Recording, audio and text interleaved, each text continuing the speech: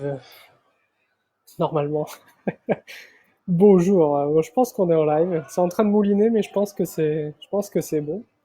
Euh, Bonjour à toutes et à tous. Nous sommes en live. Je pense que cette fois-ci ça fonctionne. J'espère que vous allez bien. Moi, ça va plutôt pas mal. J'avais envie de partager avec vous aujourd'hui par rapport à un article que j'ai publié il y a quelques jours et qui a reçu beaucoup de partage et d'engouement, donc ça m'a fait particulièrement plaisir.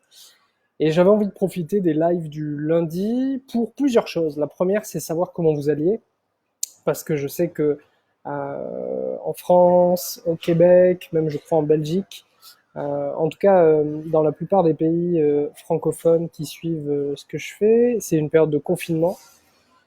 Donc du coup, vous êtes coincé chez vous, ce qui n'est pas mon cas ici en Thaïlande. Alors j'ai tendance à dire que c'est pas encore le cas.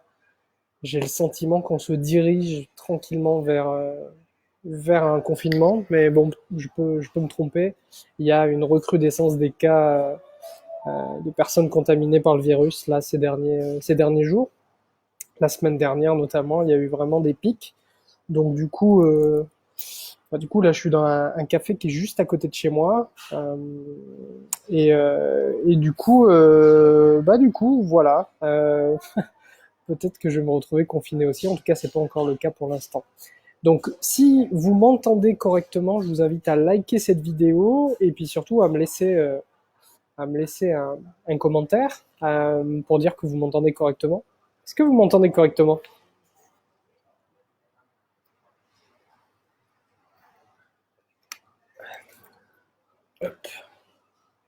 Ouais, on va parler d'un sujet un peu technique aujourd'hui. Euh, mais on va essayer de faire en sorte que ça soit le plus simple et ludique possible. Est-ce que vous êtes là? Depuis qu'il y a le nouveau système de Facebook Live, j'ai l'impression que c'est moins efficace, que ça fonctionne moins bien. Si vous êtes là, ok. Bon, lâchez-moi un petit like, les personnes qui sont présentes. Voilà, merci à vous. Et puis n'hésitez pas à commenter parce que j'ai envie qu'on partage aujourd'hui ensemble, qu'on échange ensemble sur la manière dont vous vivez ce confinement et, euh, et j'ai envie de vous partager un petit peu sur la thématique de la réalisation du soi, de l'éveil, parce que, bah, en fait, vous n'êtes pas confiné. En réalité, vous n'êtes pas confiné. Alors, ça paraît un peu saugrenu d'affirmer ça. Euh, et je vais expliquer un peu ce que j'entends par là. Je vais commencer. Je vois qu'il y a déjà certaines personnes qui nous rejoignent. Bonjour, bonjour Tati. Je vois que j'ai ma tante qui vient de se connecter. Bonjour Tati. Euh, Bonjour Julie, on m'entend bien, super, c'est parfait. Alors il y a peut-être un petit décalage entre le direct et ce que vous recevez. Bonjour Sandrine, bonjour Laurence, ça y est, vous êtes en train d'arriver, super. Bon, l'avantage c'est que d'habitude je fais mes lives à peu près à la même heure, toutes les semaines, et d'habitude vous êtes au travail. Donc là l'avantage c'est que vous êtes à la maison, c'est plus pratique. Bonjour Véronique, bonjour, bon, ben, merci d'être là pour ce live. On va pouvoir commencer. Alors, je sais pas combien de temps ça va durer, mais comme je me propose de répondre aussi à vos questions, on va prendre le temps. Mais je sens que j'ai un niveau d'énergie qui est un petit peu moins puissant que d'habitude. Donc, je vais aussi m'économiser. C'est très important de s'écouter. Et donc, je vais pas me cramer, même si j'ai envie de vous donner et de vous partager le maximum de valeur. Je vais essayer de faire attention à mon niveau d'énergie. Salut Jérôme, salut, coucou toi avec un petit cœur, mais c'est trop mignon Jérôme. Salut Lucie, bon ça y est, vous êtes tous en train d'arriver, ça fait vachement plaisir. Alors la thématique que je voulais aborder aujourd'hui, euh, ça part de cette affirmation en fait que j'ai écrite il y a quelques jours. En réalité, tu n'es pas confiné.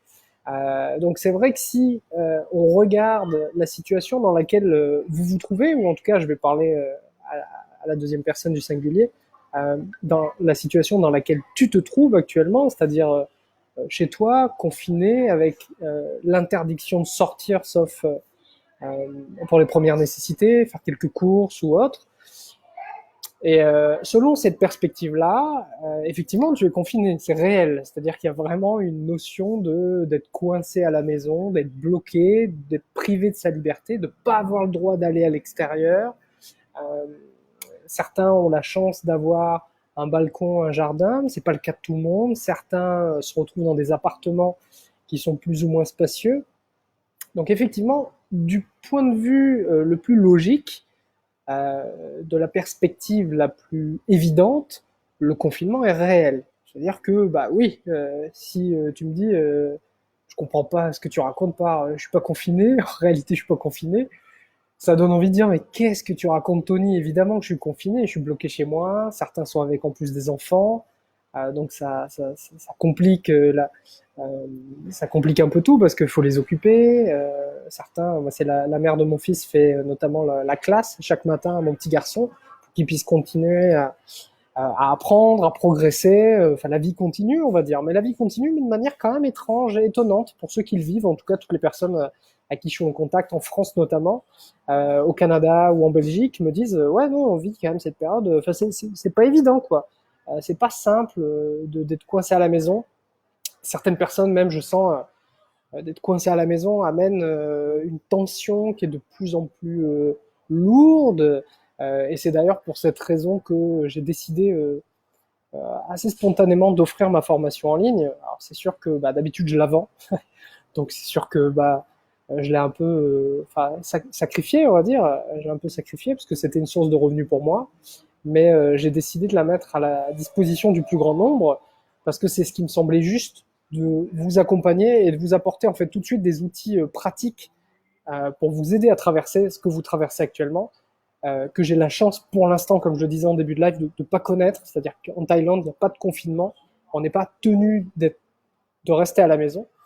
Petite confession, mais j'adore ce confinement, me dit Jérôme. Mais ça m'étonne pas de toi. Dès que tu es coincé quelque part, de toute façon, tu es satisfait. Blague à part, euh, blague à part, on va revenir donc sur les deux perspectives. La première perspective, donc, c'est de se dire oui, je suis confiné, oui, je suis bloqué chez moi.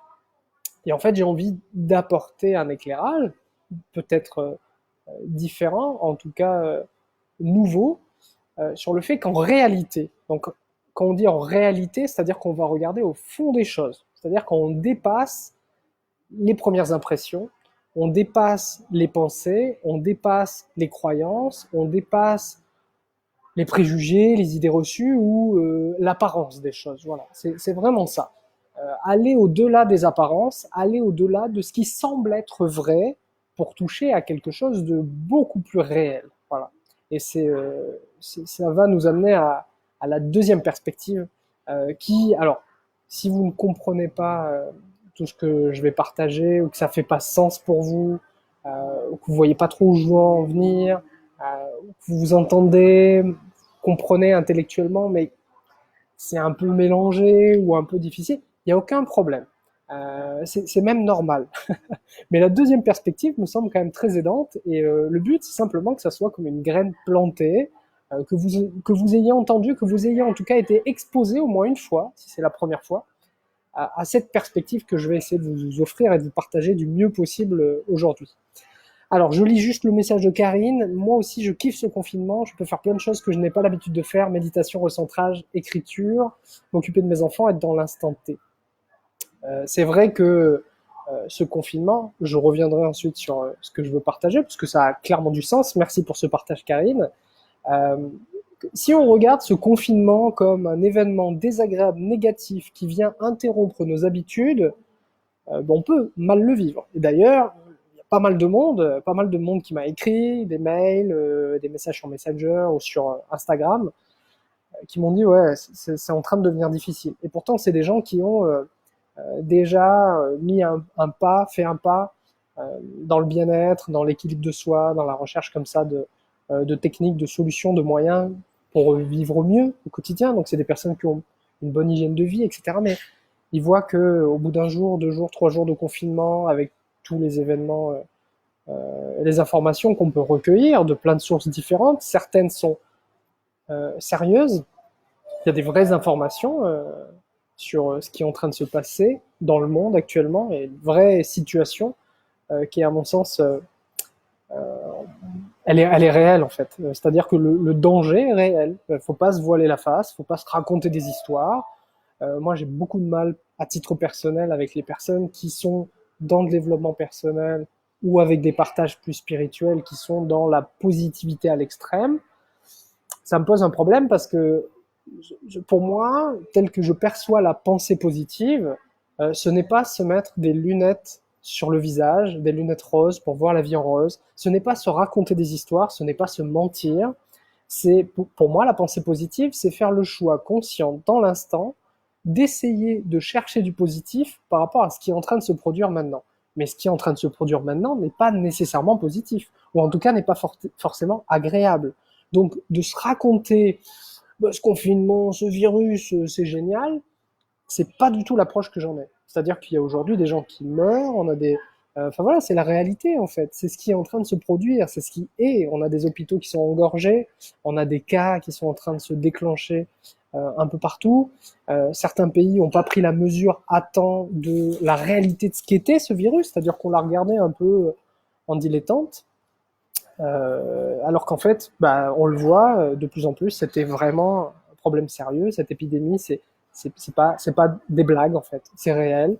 Il va y avoir des morts, il y en a déjà eu, et c'est pas, c'est bien le développement personnel, c'est bien la spiritualité, mais l'idée c'est pas rester dans l'amour, n'ayez pas de peur, ça, parce que si vous êtes dans la peur, ça va baisser vos vibrations, ça va altérer votre système immunitaire, et puis c'est le meilleur moyen pour vous choper cette merde. Bon, moi je trouve que c'est hyper culpabilisant de dire ça. Dire à quelqu'un, sois pas dans la peur, c'est comme vous prenez, moi j'ai un petit garçon, vous prenez votre petit garçon, et d'ailleurs j'ai super chaud, vous devez le voir, vous devez le voir à mon aisselle qui est assez moite. Je vais décider de l'assumer, mais j'ai particulièrement chaud. J'ai un petit garçon, et c'est que si j'amenais mon petit garçon près d'un pont, avec du vide, et puis je le faisais avancer au bord du vide, et puis il se mettait à dire papa j'ai peur. Et je lui disais bah, enfin Peyo, il n'y a pas de raison d'avoir peur. N'aie pas peur, c'est le meilleur moyen de tomber, c'est le meilleur moyen de mourir. Faut pas avoir peur.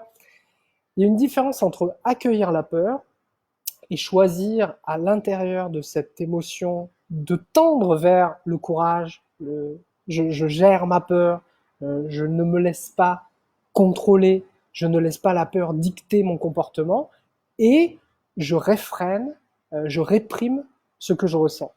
Et c'est un peu ce qui m'a poussé à réagir sur pas mal de posts récemment. C'est des personnes qui tenaient des discours de genre soyez pas dans la peur, c'est de la merde, il faut pas être dans la peur. Mais ouais, mais t'es bien gentil, mon gars. Il y a des centaines de milliers de morts. Enfin, en tout cas, j'ai pas les stats sous les yeux, mais en tout cas, il y a des dizaines de milliers de morts, en tout cas, et beaucoup de personnes contaminées. Dire ne pas avoir peur, c'est stupide. C'est comme de dire à mon petit garçon n'aie pas peur, alors qu'il est face à une situation qui est anxiogène. C'est pour moi stupide. Enfin, en tout cas, c'est pas ma vision du développement personnel, c'est pas ma vision. Plus je grandis dans ce chemin et je progresse et j'évolue et je me confronte à la réalité de ce qui est immuable, et plus je vois que c'est pas aidant en fait. Ça aide personne de dire sois pas dans la peur. Donc bon, et là particulièrement ça m'a dérangé, ça m'a poussé à réagir, c'est quand les gens disaient ne soyez pas dans la peur. L'élite a mis au point un virus pour tuer une partie de la planète, une partie des habitants. C'est un complot, c'est une conspiration pour tuer un maximum de monde, mais ne leur donnons pas raison, ne soyons pas dans la peur. Je suis désolé, mais pour moi, ce genre de discours est dangereux. Généralement, ce genre de discours est en plus basé sur de la fantaisie. Il suffit de demander des preuves. Pourquoi est-ce que tu crois ça? Qu'est-ce qui te fait dire que c'est un complot? Est-ce que tu as des éléments tangibles que tu peux produire? On se rend compte que généralement, en tout cas à chaque fois que j'ai creusé un peu le sujet, c'était rien de très sérieux. Et donc du coup, ça me posait un vrai problème que ces personnes-là puissent d'un côté tenter de propager un message qui est un message d'amour. Aujourd'hui, j'ai aucun problème à dire que l'amour est selon moi l'essence même du vivant. Il n'y a rien qui soit supérieur à l'amour. C'est quelque chose que j'ai découvert en 2015. Je vais en reparler un peu après. L'amour est évidemment ce qu'il y a de plus puissant. Mais quand vous dites d'un côté, l'amour est très important, il faut être dans l'amour, il faut qu'on soit dans le partage, la solidarité, on est tous on est tous dans le même bateau, on est tous dans la même galère, serrons-nous les coudes, mais attention, il y a une élite qui veut s'en prendre à nous. Et il y a un complot qui est en place pour nous détruire. Mais attention, hein, soyez pas dans la peur, parce que c'est ce qu'ils veulent. Je suis désolé, je trouve ça pathétique. Et je pense que l'effet produit est un effet pervers, c'est-à-dire que sous prétexte de tendre, de vous inviter à être dans l'amour, à être dans des belles énergies, à vous faire vous sentir bien, à vous aider à vous faire vous sentir bien, à mieux gérer ce qui est en train de se produire dans l'instant, à savoir un confinement, une épidémie mondiale, des cas, des morts, voilà, une réalité du terrain, de ce qui se passe. Et d'un côté, soyez, enfin, on est victime d'un complot, etc. Bah, bref, moi je ne tends pas du tout à ce genre de théorie fantaisiste, mais c'est pas trop le sujet. En tout cas, voilà.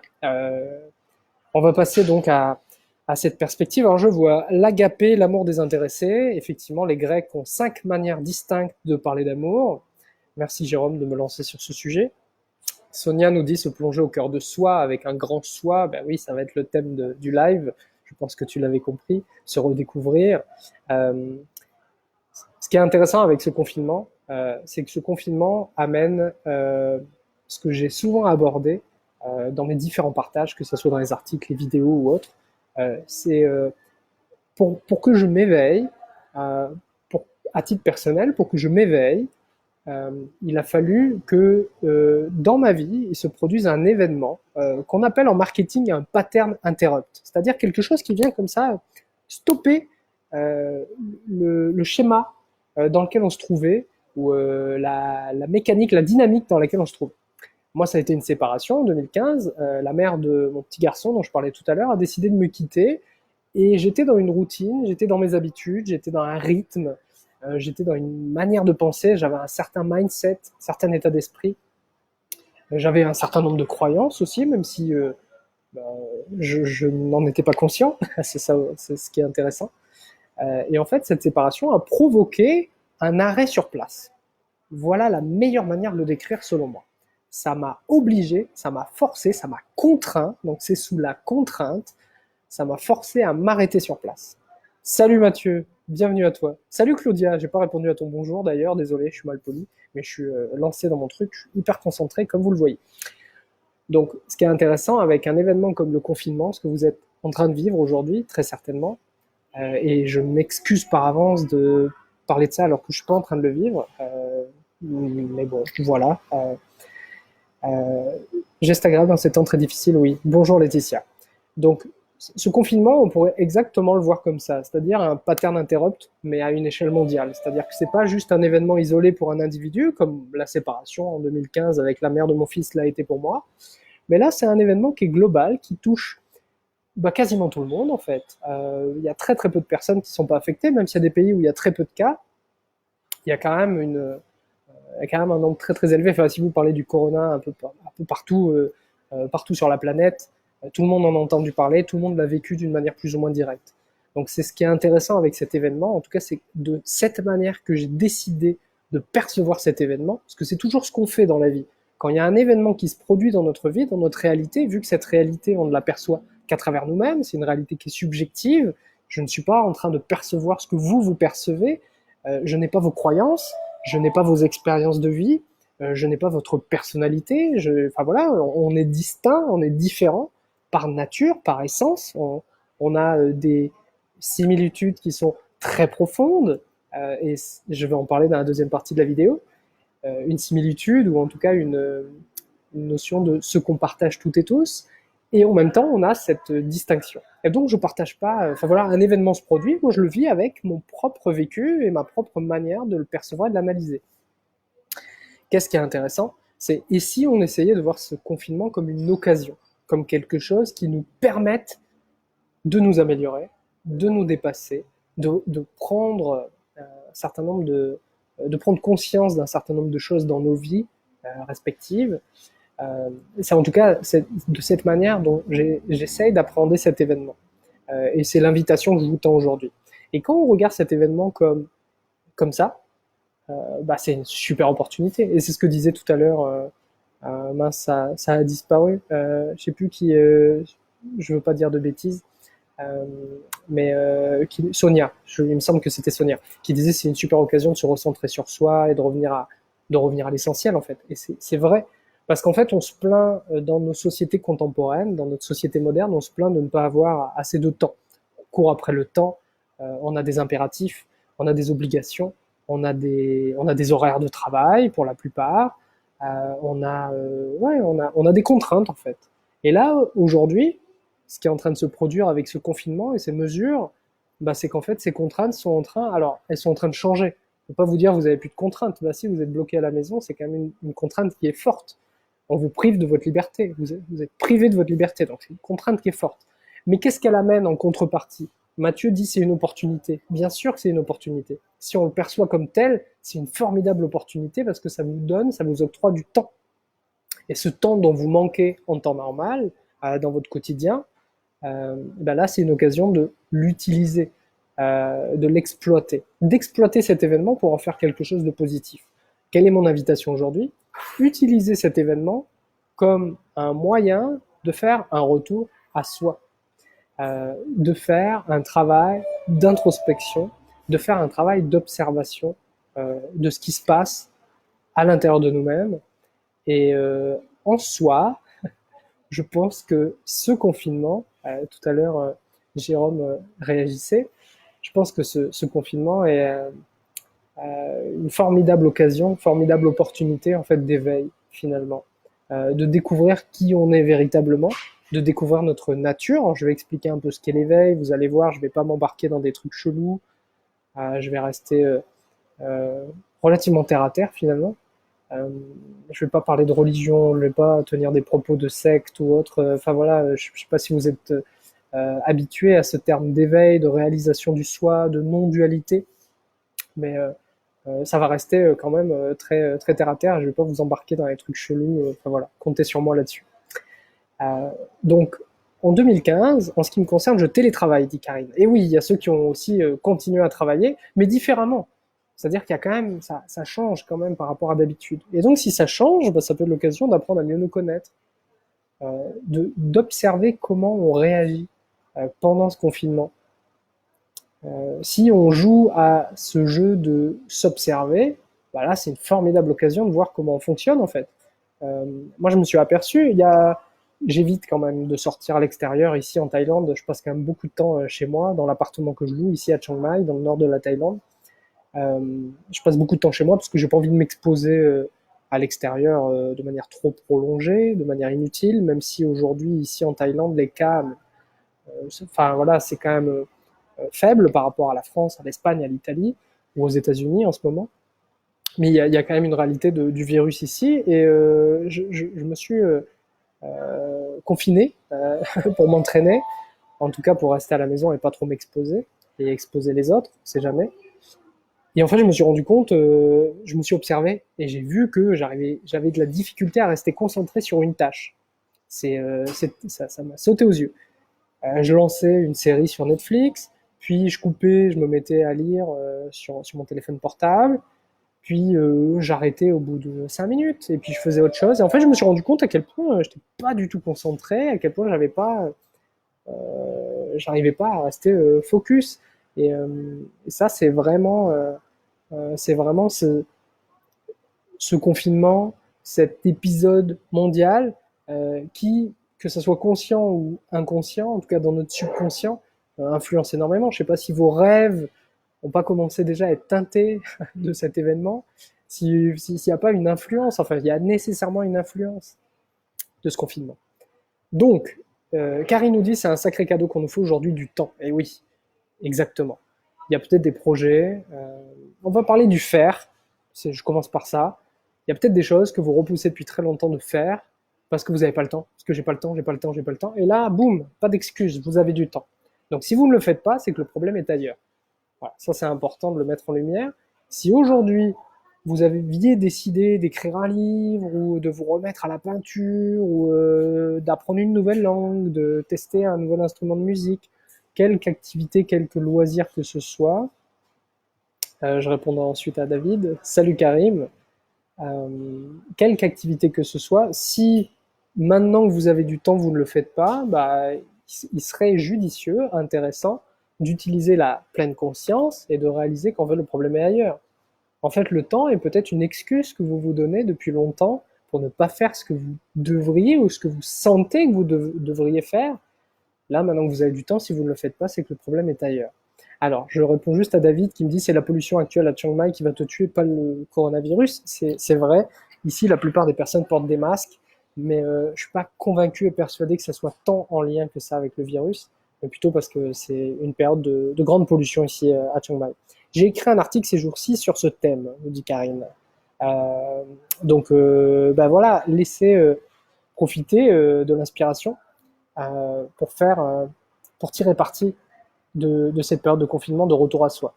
Alors, qu'est-ce que le retour à soi et pourquoi est-ce que, en réalité, profondément, tu n'es pas confiné? Pourquoi est-ce que je dis ça? Alors, il y a la première perspective, c'est de se dire, je vais parler de moi, je suis Tony, imaginons que je sois coincé chez moi, je suis Tony, je me trouve à l'intérieur de mon domicile, du coup, je suis confiné. Je n'ai pas le droit d'aller à l'extérieur, donc il y a bien la distinction entre l'intérieur, c'est chez moi, c'est chez Tony, et l'extérieur, ce qui se trouve en dehors de mon appartement, c'est l'extérieur. Et du coup, quand je regarde les choses selon cette perspective, je suis confiné. Je, c'est Tony, je suis confiné. Pourquoi en réalité ça n'est pas vrai? C'est une affirmation qui ne résiste pas à l'observation de ce qui est dans l'instant présent. Rassurez-vous, je ne vais pas m'embarquer dans un truc trop technique, en tout cas je vais essayer, mais ça ne résiste pas. C'est-à-dire que du coup c'est erroné. Si vous prenez une hypothèse et que vous la confrontez à de l'expérience directe et qu'à un moment ça marche plus, l'hypothèse est infirmée, ça marche plus, et ça veut tout simplement dire que l'hypothèse de départ est erronée. Et c'est pour ça que l'affirmation, l'hypothèse de je suis confiné est erronée. Elle est erronée parce qu'elle ne résiste pas à l'expérience directe. Qu'est-ce que j'entends par l'expérience directe? C'est simplement observer maintenant, ici et maintenant, observer ce qui est. Ce qui est, ça veut dire, ce n'est pas ce que je crois, ce n'est pas ce que je pense, ce n'est pas ce que mes émotions me disent de la situation, ce n'est pas ce que les autres racontent de la situation, c'est ce qui est ici et maintenant, ce qui se vit ici et maintenant. Alexis nous dit l'ego est confiné. Exactement, tout est dit. Alors on va parler un peu de l'ego. En fait, quand vous vous percevez, quand vous vous prenez pour votre ego, ce qu'on appelle l'identification c'est se prendre pour. L'identification, c'est je suis capable d'observer quelque chose, mais je vais me prendre pour ce que j'observe. C'est une erreur de perspective qui est très courante, qui est normale. Je pense que la vie se vit sous cette forme volontairement, donc c'est une erreur. Vous tombez dans le panneau, mais en fait c'est volontaire. C'est pas parce que vous faites quelque chose de mal, c'est pas parce que vous êtes une mauvaise personne ou autre. C'est vécu comme ça, c'est fait pour ça en fait. Mais ça reste quand même une petite erreur de perspective. L'ego, c'est celui ou celle pour qui vous vous prenez. C'est l'association, la combinaison entre votre corps, l'apparence physique, votre personnalité, donc tous les traits de caractère, tout ce qui vous distingue d'autrui, de moi et des autres, c'est votre personnalité. Vous aimez peut-être l'artichaut, la crevette, c'est pas forcément mon cas, c'est ce qui nous distingue. Donc ça, c'est la personnalité. Vous avez peut-être des préférences que je n'ai pas, vous avez peut-être des aptitudes et des talents que je n'ai pas, enfin voilà, c'est tout ce qui vous distingue. C'est ce qui nous distingue les uns des autres. C'est ce qui nous individualise. C'est ce qui fait de nous des individus distincts et uniques, de par cette particularité d'être distincts. Pour l'ego, il y a confinement. Je suis confiné chez moi. Je suis coincé à l'intérieur de chez moi. Je n'ai pas le droit d'aller à l'extérieur de chez moi. Ok. Quelle est l'erreur de perspective? Mais en fait, si on observe donc l'instant présent, on se rend compte que, en fait, il n'y a pas d'intérieur et d'extérieur. Donc en fait, il ne peut y avoir de confinement. Je m'explique. Quand vous regardez l'intérieur de chez vous, dans quel espace, l'intérieur de chez vous, on va dire que vous êtes dans votre salon par exemple, dans quel espace est-ce que ce salon apparaît? Et bien en fait, ce salon, il apparaît à l'intérieur de vous-même. C'est-à-dire que vous percevez un salon. Ce salon apparaît à l'intérieur de votre propre présence. C'est parce que vous êtes conscient, c'est parce que vous avez l'habilité de percevoir que vous êtes du coup en train d'observer ce salon. Si vous allez sur votre balcon, ça va être exactement la même chose. C'est-à-dire que, imaginons que vous avez un balcon ou une fenêtre, vous allez à la première fenêtre, vous regardez l'extérieur, mais en vrai, le phénomène, quand on l'observe dans l'instant présent, est identique. C'est-à-dire que ça soit votre salon ou d'un coup le jardin du voisin, désolé, il y a un peu de bruit ici, eh bien en fait, vous assistez à mon salon et le jardin du voisin, mais en fait, ça apparaît dans le même espace, qui est encore une fois votre propre présence. C'est le point commun entre les deux. Donc en fait, entre l'intérieur, je suis dans mon salon et je suis sur mon balcon en train de regarder dehors, mais en vrai, vous ne regardez pas dehors. Vous regardez toujours le même espace, vous regardez toujours quelque chose qui finalement apparaît à l'intérieur de vous-même. C'est parce que vous êtes présent que vous pouvez percevoir ce salon, c'est parce que vous existez, c'est parce qu'il y a en vous une vie qui vous traverse, une présence qui elle est là, qui vous permet de percevoir.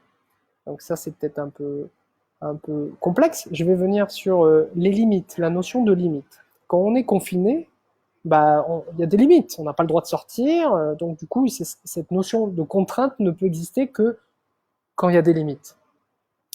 Si vous écrivez un poème, bah, d'un coup, on vous donne des contraintes. Il faut que ça rime, il faut qu'il y ait euh, un certain nombre de vers à respecter, un certain nombre de contraintes finalement. Est-ce que vous êtes vraiment contraint? Est-ce qu'il y a une contrainte réelle? Du point de vue de l'ego, oui. Je suis coincé à l'intérieur, je n'ai pas le droit de sortir. Est-ce que si on observe réellement ce qui est en train de se produire ici et maintenant, j'insiste bien sur cette notion, ici et maintenant, ça veut dire pas demain, pas je comprends pas ce qu'il me dit maintenant, mais je comprendrai demain. Si on observe ici et maintenant, si vous regardez, si vous dirigez votre attention à l'intérieur de vous-même, donc dans cet espace qui perçoit, donc c'est au lieu de regarder vers l'extérieur, dans votre cas, de regarder vers cette direction, bah, de regarder à l'intérieur de vous-même, de retourner votre attention en vous, vous allez voir qu'en fait, vous percevez depuis un espace qu'il n'y a pas de limite. Il n'y a pas de contrainte, en fait. C'est-à-dire que vous êtes dans votre salon, vous voyez la pièce, les murs de la pièce, les limites de la pièce, vous voyez les limites des objets. Là, par exemple, moi, je suis sur un canapé, j'observe, par exemple, ce coussin. Ce coussin, il a des contours, il a des limites, il a des couleurs, il a une forme, c'est distinct. Mais par contre, si je retourne mon attention à l'intérieur de moi-même, donc c'est ce qu'on appelle un retournement de l'attention, et bien en fait, je me rends compte que ce qui perçoit cet oreiller n'a pas de limite, n'a pas de forme, n'a pas de couleur. Donc c'est simplement retourner le regard, retourner l'attention plutôt que le regard, parce que le regard, ça pourrait vous faire penser que c'est mécanique et que c'est avec vos yeux. Alors qu'en fait, si vous faites l'exercice de fermer vos yeux et de chercher à retourner l'attention, vous allez tomber sur ce même espace. En fait, vous allez découvrir plutôt ça, vous allez réaliser cet espace qui se trouve en vous-même. Et la particularité de cet espace, c'est que c'est un espace qui est sans aucune contrainte, sans aucune limite. Il n'y a pas de confinement en fait. Quand on perçoit les choses depuis cet espace, il n'y a plus du tout il y a plus du tout de contraintes, il n'y a plus du tout de limites. Cet espace est grand ouvert. Et c'est pour ça que je disais, bah en fait, prenez le souvenir, le dernier souvenir d'un moment où vous vous êtes retrouvé à l'extérieur. C'était peut-être très récemment pour faire des achats de première nécessité. C'était peut-être récent, peut-être il y a un peu plus longtemps. Je connais des personnes qui ne sont pas sorties depuis vraiment pas mal de temps, donc repensez à ce moment, un petit souvenir de vous à l'extérieur. Vous êtes dehors. Et bien en fait, depuis cet espace à l'intérieur de vous-même, depuis votre propre présence, ben, en fait, c'est toujours la même chose qui est en train de se produire. Vous existez, vous êtes conscient d'exister, ça a lieu, c'est là. Et en fait, c'est là et vous êtes à l'extérieur, c'est là et vous êtes à l'intérieur. Ben, quand vous changez de perspective et vous découvrez cet espace à l'intérieur de vous-même, ben, il n'y a plus d'intérieur et d'extérieur en fait. Vous êtes en permanence, vous réalisez la présence, l'espace de conscience que vous êtes et dans lequel tout apparaît. C'est comme si d'un coup, vous prenez un verre d'eau, j'ai pas de verre d'eau ici, mais vous prenez un verre d'eau et vous vous êtes pris pendant très longtemps euh, pour l'eau, pour le contenu du verre d'eau, et puis d'un coup, clac, vous avez un déclic, ce qu'on appelle une réalisation, un éveil, et vous réalisez qu'en fait, votre véritable nature, votre véritable identité, c'est d'être en fait le verre qui contient l'eau. Quel est le meilleur exemple que je puisse vous donner pour le vivre, le réaliser, ici et maintenant? C'est simplement d'observer votre corps. Le corps, il est là, il est ici et maintenant, il est présent. D'ailleurs, depuis le début du live, pour celles et ceux qui nous ont rejoints, euh, le corps a respiré sans que vous ayez à vous en préoccuper, hein, finalement. Le cœur battait, il vous a pas demandé votre avis. C'est d'ailleurs pour ça que ça vous a permis d'écouter ce que j'étais en train de raconter, de vous concentrer, éventuellement de réfléchir, de percevoir des pensées. Mais en fait, le corps, il n'a pas attendu après vous, en fait. Hein. Il n'était pas en train de dire, ouais, excuse-moi, là, tu peux te reconcentrer sur moi 5 minutes, on a besoin de ton... Non, le corps, il est là, dans l'instant présent. La particularité du corps, d'ailleurs, c'est qu'il ne peut être qu'au présent. Il n'y a pas un moment où votre corps se trouve dans le passé ou dans le futur. Le corps, il est ici et maintenant. Voilà, il est là. Il est là. Ce qui n'est pas dans le présent en permanence, c'est votre mental. Le mental, c'est cet outil que vous possédez toutes et tous et qui vous permet de tourner votre attention vers le passé. C'est ce que je vous ai invité à faire en cherchant un souvenir du dernier moment où vous étiez à l'extérieur, en train de vous promener. Et il est capable aussi d'imaginer. Tiens, si je vous dis, imaginons comment va se dérouler ce confinement. Que va-t-il se produire? Qu'est-ce qui va se passer dans un mois? Est-ce que vous êtes capable d'imaginer la manière dont les événements vont évoluer? Et là, d'un coup, je vous demande, je vous pose la question, bah, qu'est-ce qui se passe? On se stoppe dans l'instant présent, on fait pause et on va utiliser, exploiter ce mental pour imaginer, réfléchir à des scénarios, projeter, prévoir, organiser. Comment le mental fonctionne? C'est qu'il va utiliser toutes les données qu'on a accumulées dans le passé. Il va les récupérer, toutes les expériences qu'on a pu faire, qu'on a pu vivre, toutes les leçons qu'on a pu apprendre finalement, toutes les choses qu'on sait, et toutes les choses auxquelles on croit aussi, auxquelles on est attaché, et vous allez comme ça, ce mental, les propulser dans le futur pour imaginer la manière dont les choses vont se produire, vont se passer, dont les événements vont tourner. Mais en fait, là, quand on est dans le mental, quand on est pris dans le mental, c'est pour ça que l'éveil s'appelle une libération, c'est qu'en fait, vous êtes comme piégé par vous-même. Et en fait, ce confinement, c'est peut-être la plus belle manière que la vie nous offre actuellement de le vivre, c'est qu'en fait, vous êtes coincé pour de vrai, là. Là, c'est réel. Et si, en plus d'être coincé physiquement chez vous et pas avoir le droit de sortir, vous êtes en plus coincé dans votre mental qui passe son temps à se projeter dans le passé, enfin à se tourner vers le passé et à se projeter vers l'avenir, c'est le meilleur moyen, et je le vois, de péter un plomb, de tomber en dépression, d'avoir des épisodes de détresse, d'anxiété, d'angoisse. Aujourd'hui, à travers ce live, cette vidéo, pour celles et ceux qui vont la découvrir sur YouTube notamment, l'invitation, elle est à essayer de vous apporter, de vous offrir un espace de bien-être, en fait, un espace de mieux-être. Et puis, si je veux aller plus loin, parce que c'est comme ça que ça résonne, un espace d'être, un espace où il n'y a plus de mieux, il n'y a plus de bien, juste on est. Et quand on est, ici et maintenant, c'est un moment où on passe justement derrière ce mental. Donc, le mental, je parlais du corps, je vais dire, observez votre corps, il est ici et maintenant. Si vous observez votre corps, vous allez voir qu'il y a des contours. Votre corps a des contours. Vous pouvez définir l'intérieur de votre corps, ce qui est à l'intérieur de votre corps et ce qui est à l'extérieur. Le meilleur moyen de le faire, c'est juste d'observer. Hein. Vous regardez vos cuisses, vos jambes, vos bras, vos mains. Voilà, là, il y a des contours, il y a des délimitations. En fait, il y a une délimitation claire, ce qui permet de définir la main. Vous pouvez faire la même chose en observant votre corps. En fait, l'erreur, c'est que si je me prends pour ce que j'observe, ben en fait, les limites de mon corps vont devenir les limites de qui je suis. Et ça, c'est une erreur. C'est une erreur parce que on vient croire aux limites qu'on perçoit. Donc là, elles sont clairement visibles, ces limites. On voit bien qu'il y a une différence entre le coussin et ma main, hein, parce que les limites et les contours sont pas les mêmes. Pourtant, si on retourne l'attention à l'intérieur de soi-même, donc ça je vais le répéter souvent, bah, d'un coup on se rend compte que depuis ce point de vue intérieur, bah, en fait ça apparaît au même endroit. Donc la main apparaît exactement au même niveau, je dirais, dans le même espace que le coussin. Et quand on touche à cette réalisation de ah bah mince en fait, tout apparaît au même endroit, dans le même espace, il n'y a plus ce qu'on appelle la dualité. La dualité, c'est de percevoir sa réalité euh, en voyant une distinction entre les éléments entre eux, de voir les choses comme si elles étaient séparées de qui je suis. Je vais essayer de... Est-ce que j'espère que vous arrivez à suivre. N'hésitez pas à me le dire en commentaire, n'hésitez pas pour ceux qui nous ont rejoints à liker.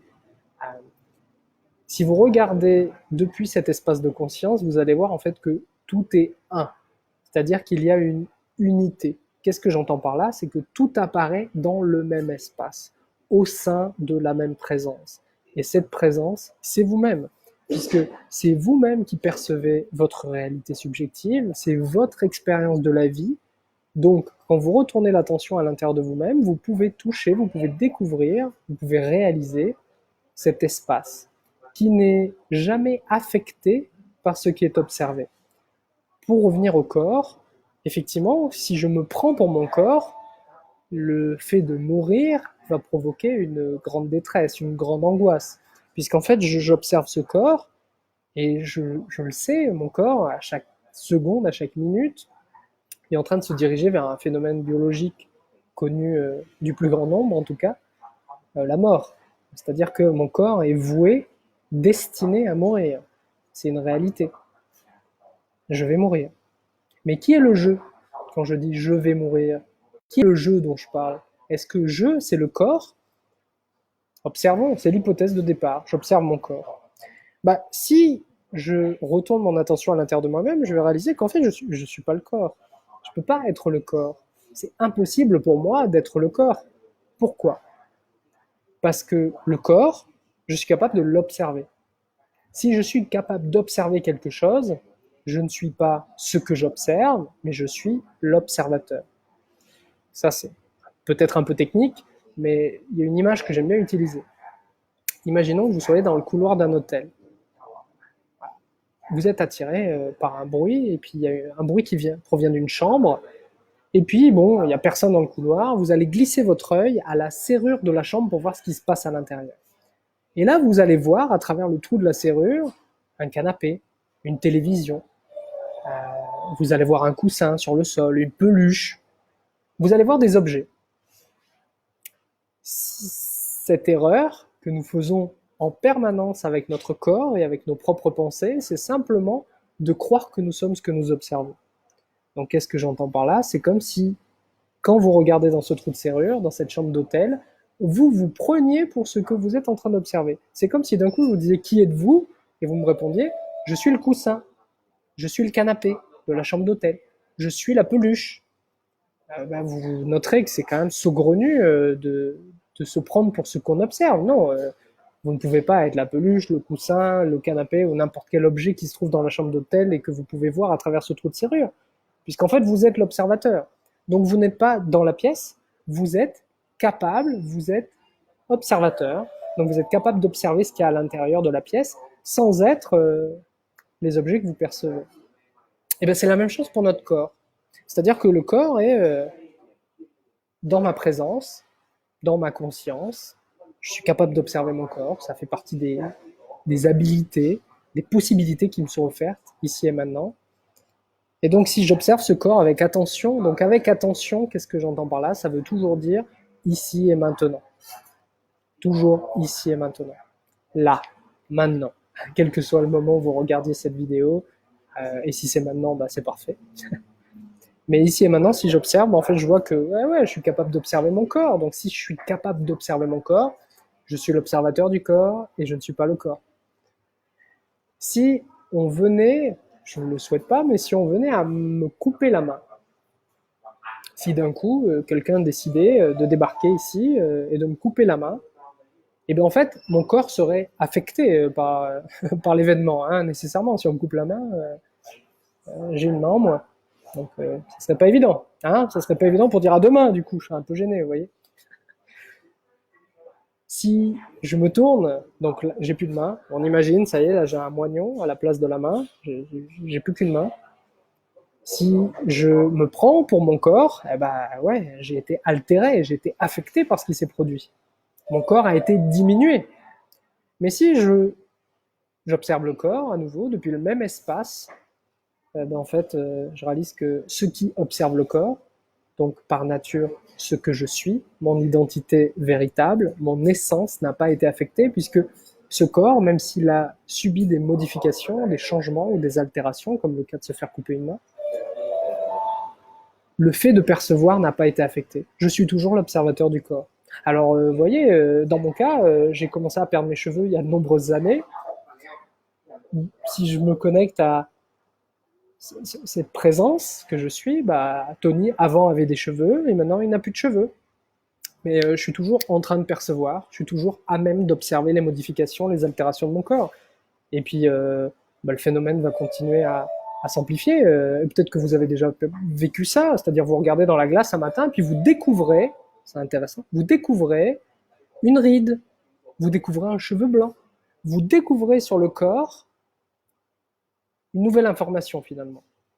Mais si on regarde ce qui est en train de se passer, au moment où vous avez comme ça les yeux braqués sur vos cheveux, à traquer les cheveux blancs ou les rides sur votre visage, vous êtes toujours dans la même action qui est être, être qui perçoit, être qui observe, être qui fait état de.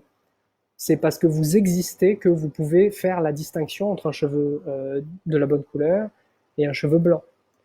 Donc le corps va se dégrader, le corps va s'abîmer, le corps va être altéré. Donc mon exemple de la main coupée était très radical, mais si vous retournez votre attention à l'intérieur de votre présence, vous verrez que la présence, elle, le fait de percevoir, n'est jamais affecté, n'est jamais altéré par ce que vous vivez, par ce qui est en train de se produire dans l'instant présent.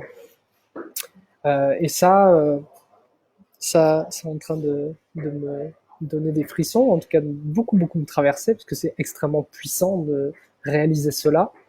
Cette réalisation, un de ses intérêts, si on cherche à s'éveiller en cherchant quelque chose, c'est qu'en tout cas dans mon expérience, dans mon vécu, ça du coup ça m'a fait perdre de manière instantanée la peur de la mort, alors que pourtant j'avais très peur de la mort.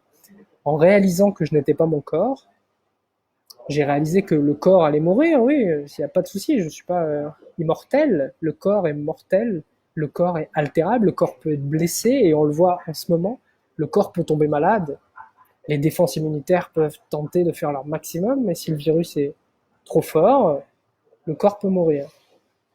Mais ce que je suis, par nature, j'aime bien utiliser cette expression, l'essence de ce que je suis ne peut pas mourir, puisque le corps est observable. Qu'est-ce qu'il y a d'autre qui peut être observable dans mon expérience de la réalité ici et maintenant? Il y a les pensées.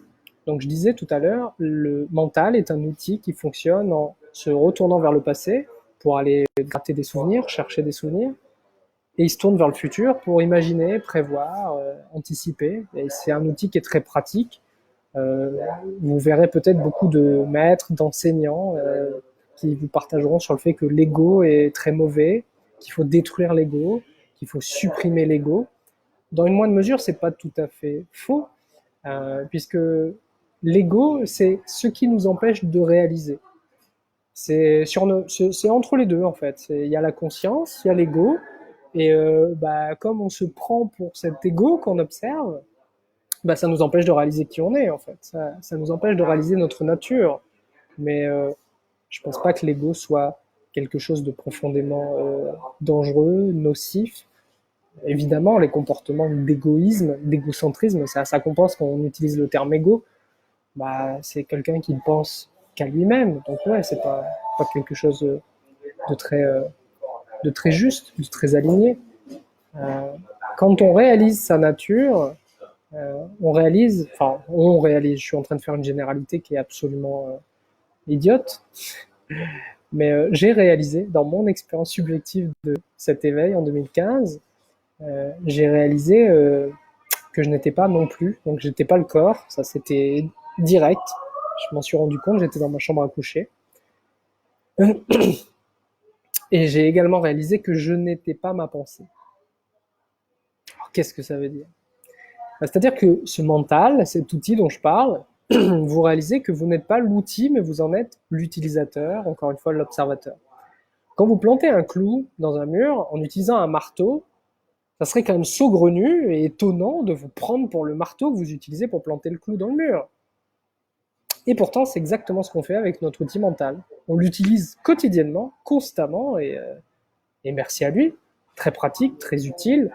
C'est ce qui nous permet de fixer des rendez-vous, c'est ce qui me permet de structurer ma pensée là dans ce live. On est en direct et pourtant les idées sont assez complexes, mais ce mental m'aide, me permet, m'alloue du vocabulaire et me permet de structurer des idées et de les rendre intelligibles. Ça me permet de communiquer tout simplement. Hyper utile cet outil. Mais si je me prends pour cet outil, encore une fois, je me confine. Je me confine moi-même à l'intérieur de ce que je crois être. Et en fait, c'est une erreur. C'est une erreur de perspective. C'est simplement une erreur de perspective. Il n'y a rien de mal. On va pas vous dire, oh bah là là, quel tocard, tu te prends pour ton mental, mais quel tocard de bas étage. Pas du tout. C'est hyper normal. Le mental il y a une particularité, si ça fonctionne comme ça chez vous, c'est que la pensée que vous percevez, que vous observez, encore une fois, quand vous avez des pensées, et je dis bien quand vous avez des pensées, et je ne dis pas quand vous pensez, parce que si je dis vous pensez, c'est comme si je vous identifiais au penseur. C'est comme si vous étiez le penseur. Vous êtes la machine qui pense. Vous êtes le penseur. Mais en fait, c'est une erreur. On n'est pas le penseur. Et c'est pour ça que souvent, je reprends cette citation qui est ultra connue et qui fait beaucoup de mal. C'est je pense donc je suis de Descartes. Le je pense, alors on va pas s'embarquer dans de la philosophie trop complexe, mais je pense donc je suis, qu'est-ce que ça veut dire? Qu'est-ce que ça laisse entendre en tout cas? C'est que c'est parce que je pense, c'est parce que je suis penseur que j'ai la preuve de mon existence. En fait, c'est une erreur. C'est une erreur, c'est parce que j'existe en premier, c'est parce que je suis, c'est parce que j'existe, c'est parce que en cet instant, je suis, que je peux être amené à observer des pensées. Quand je dis je pense donc je suis, c'est comme si j'avais une action volontaire et personnelle sur le phénomène de la pensée. Mais si vous regardez vraiment ce qui est en train de se produire, c'est que si je vous pose la question quelle va être ta prochaine pensée, intéressant ça, quelle va être ta prochaine pensée? Est-ce que tu es capable de l'anticiper? Ou est-ce que si on regarde ce qui se produit dans l'instant présent, c'est pas plutôt la pensée qui apparaît, puis qui disparaît, et puis il y en a une autre, et puis il y en a une autre, un petit calme, et puis il y en a une autre. Ce qui est très intéressant, et c'est un exercice que je vous invite à faire, c'est de tenter d'observer le silence entre vos pensées. Vous allez vous rendre compte qu'entre chacune de vos pensées, il y a un espace. Si vous êtes stressé, angoissé, si la période est difficile, et si vous n'avez pas une pratique actuellement de méditation, vous allez vous rendre compte que l'espace entre les pensées est très très court, et peut-être même que vous n'allez pas vous en rendre compte. Ça va faire comme si en fait il y a une pensée, il y a une pensée, il y a une pensée, et en fait l'espace dont je vous parle entre les pensées, il est tellement petit, il est tellement ténu, que peut-être que vous n'arrivez pas à le percevoir. Donc ça vous donne une illusion supplémentaire, ça vous donne l'illusion que la pensée est un phénomène continu. Ça pense, ça pense, ça pense, ça pense, ça pense, ça pense. Je suis cette pensée puisque j'entends, et puis en plus la particularité du mental, c'est que c'est votre voix que vous entendez. Si je ne m'abuse. En tout cas, c'était mon cas, et c'est encore mon cas aujourd'hui. Quand ça pense à l'intérieur de moi, c'est ma voix. Hein. C'est très drôle. Je peux avoir une extinction de voix, je vais entendre la pensée, et ça va être ma voix, ma propre voix. Ça va parler comme si c'était moi qui parlais. Est-ce que c'est moi qui parle? C'est une pensée qui apparaît. En tout cas, je l'affirme là, parce que je l'ai réalisé.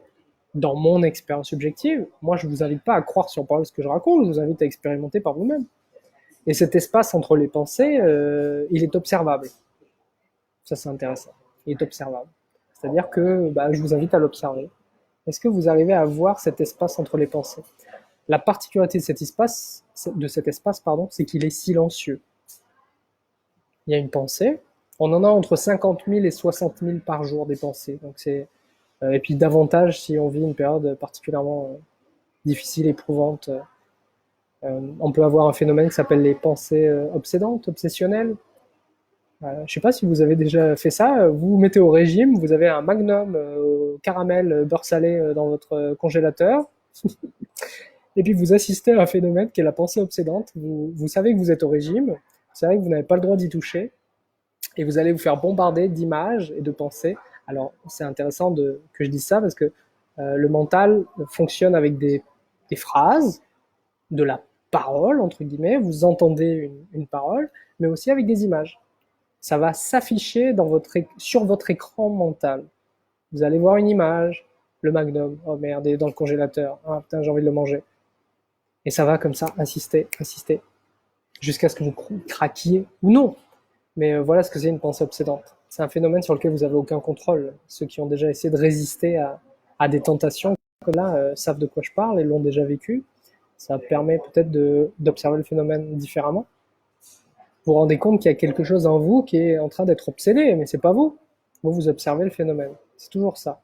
Vous êtes toujours, c'est le dénominateur commun ultime, c'est que vous êtes toujours l'observateur de ce qui est en train de se produire. Tout ce qui se passe.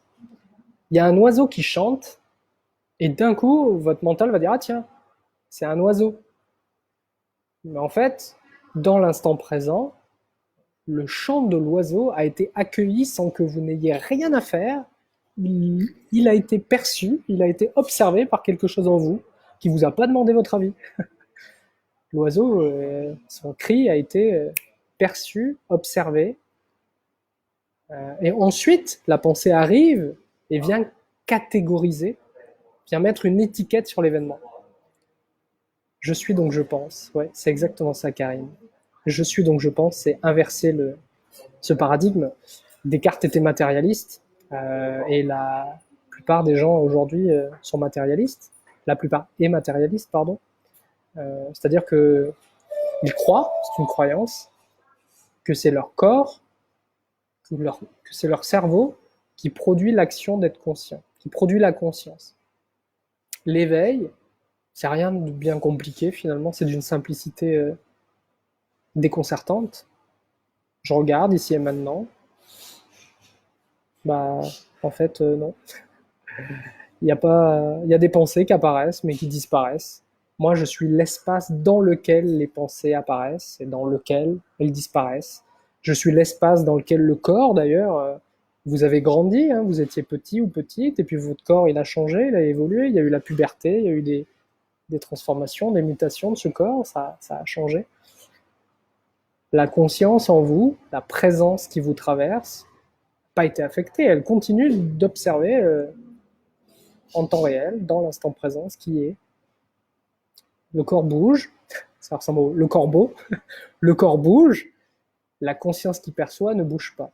C'est pour ça qu'on dit qu'elle est inaltérable, immuable, et c'est d'ailleurs pour cette raison que les bouddhistes, dans leurs enseignements, quand ils parlent d'éveil, moi je ne suis pas bouddhiste, je ne suis pas religieux, mais les bouddhistes parlent beaucoup d'éveil parce que le Bouddha a partagé des enseignements depuis son propre éveil, parle de tout est changement, tout est changement, donc chercher ce qui ne change pas, c'est une voie royale vers l'éveil. Qu'est-ce qui ne change pas? Qu'est-ce qui, avant le confinement, pendant le confinement, n'a pas bougé? Le fait que vous soyez capable de percevoir, capable d'observer, que vous soyez en train d'exister. Et quand je dis en train d'exister, c'est que c'est en train. J'adore, je viens de faire une recherche sur les chants d'oiseaux, je me connecte à ta vidéo, et bim, nous dit Anso. C'est ce que nous appelons dans notre jargon une synchronicité. Donc un terme qui nous vient de Carl Gustav Jung, qui était psychologue, et qui a qui a partagé sur le fait que quand on regardait à l'extérieur, on rêvait, quand on regardait à l'intérieur, on s'éveillait. C'est l'invitation la plus forte que je puisse vous tendre, et encore une fois, ça me passe partout, c'est de regarder à l'intérieur. En réalité, vous n'êtes pas confiné, vous ne le serez jamais. En réalité, la mort, c'est un phénomène qui est réel, dans la mesure où, bah oui, un jour, il faudra mourir, il ne faut pas se raconter des histoires, le corps va mourir, il faut donc en prendre soin. Mais ce que vous êtes, je vous invite à le réaliser, hein, je vous invite encore une fois pas à me croire sur parole, mais ce que vous êtes n'est pas mortel.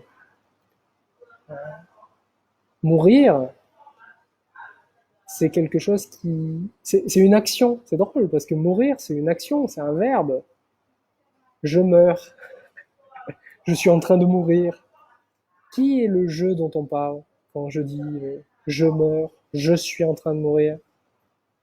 Est-ce que c'est la pensée qui dit aïe aïe aïe, je suis en train de mourir? Est-ce que c'est le fait d'observer un phénomène sur le corps, de voir qu'on est en train de se vider de son sang, ou qu'on est très malade, ou qu'on est affaibli, qu'on est amaigri? euh, L'éveil, c'est réaliser le soi.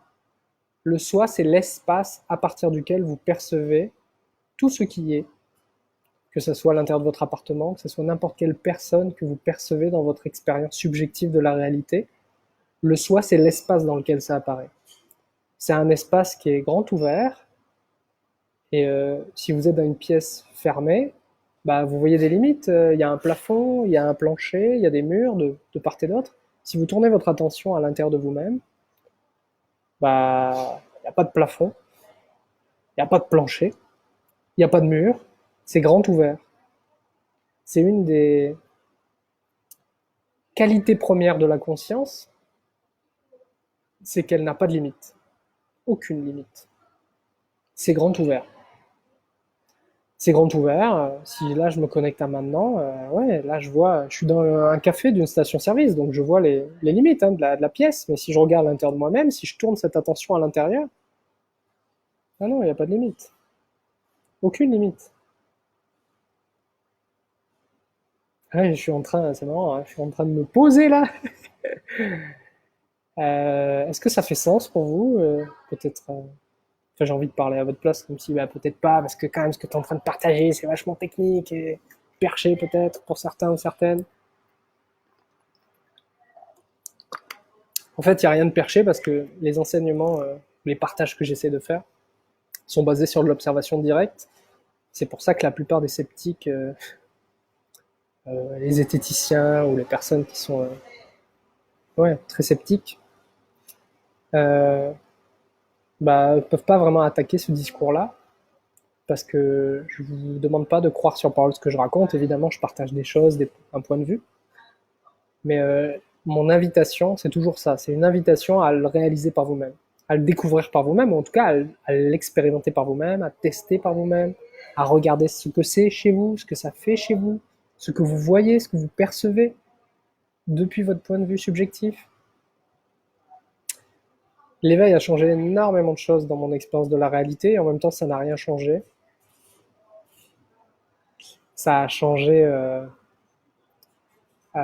la manière dont je perçois l'instant présent. C'est-à-dire que comme j'ai découvert qu'il n'y avait que de l'instant présent, bah, du coup, on est là, ici et maintenant. Et quand on est là, ici et maintenant, c'est un endroit qui est souvent paisible, parce qu'on se rend compte que l'erreur qu'on faisait avant, et c'est pour ça que j'étais souvent malheureux ou stressé, c'est que j'écoutais mon mental, pardon, qui me disait bah, ça va mal tourner, ça va mal se passer, il va se passer ci, il va se passer ça.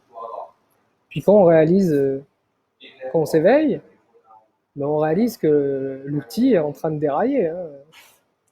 C'est l'outil qui raconte ce qui va se produire, mais en fait, il sait pas. On ne sait rien, il est limité. L'outil est limité. L'outil est limité à son champ de connaissances et à son champ d'application. Il cherche comment ça va se goupiller, comment ça va marcher, qu'est-ce qui va se passer. Il essaie d'analyser, mais il projette, il projette. il projette à partir du présent. Mais l'expérience de la réalité n'a lieu qu'au présent. Quand je me remémore un souvenir, je me coupe. J'ai l'impression de me couper du présent, alors qu'en fait, comme je vous l'ai dit, le corps il est toujours au présent, je respire toujours au présent, mais je me donne le sentiment de me couper du présent pour aller dans le passé. Hop, j'ouvre les casiers dans ma tête, dans mon esprit, dans ma mémoire, et je vais chercher des souvenirs, des images, des sensations agréables, désagréables. Je me remémore. Et puis, je reviens au présent. Mais en fait, je ne reviens pas au présent. Je l'ai toujours été. Je croyais juste que je n'étais pas au présent parce que j'étais en train de me souvenir. J'étais très concentré sur les images, les sensations dans lesquelles je piochais dans ma mémoire. Mais en réalité, encore une fois, on parle de ce qui est vrai, ici et maintenant. En réalité, j'étais au présent. J'étais au présent et mon mental est allé piocher dans des souvenirs, dans ce qui n'existe plus ici et maintenant. Mais j'étais ici et maintenant pour pouvoir le faire. C'est parce que j'existe ici et maintenant que je peux me remémorer le passé. Et c'est parce que j'existe ici et maintenant, c'est parce que je suis qu'il m'est donné la possibilité d'imaginer le futur. Mais on parle bien de l'imaginer, on ne parle pas de le prédire, de le prévoir. Et même si une personne peut prétendre, je ne dis pas que c'est une réalité, avoir l'habilité de parfois prévoir, prédire le futur, d'avoir des visions,